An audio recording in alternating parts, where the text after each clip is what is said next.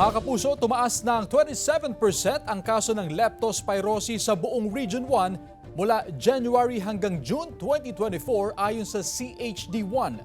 Narito ang report ni Claire Lacanilaw Dungca. Sa sakahan na ito sa Barangay Lanas, Mangaldan, Pangasinan, doble ingat ang mga magsasaka sa kanilang trabaho sa bukid upang hindi tamaan ng leptospirosis. Lalo na't ayon sa Health Authority, ang mga magsasaka ang madalas tamaan ng naturang sakit. Siyempre, ingatan mong sarili mo na hindi ka ma-leptos.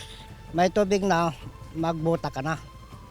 Simula Enero hanggang sa kasalukuyan, umabot na sa 28 ang naitalang kaso ng leptospirosis sa Region 1, mas mataas ng 27% kumpara sa 22 cases na naitala sa parehong panahon noong nakaraang taon. Before ma'am, nagkaroon na po tayo ng 28 na kaso po ng leptospirosis sa buong region. Pinakamarami po sa probinsya po ng Pangasinan.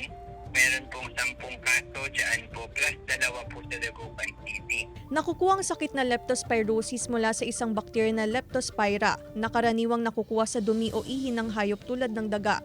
Maaring kumalat ang bakterya sa tubig baha, putik o taniman.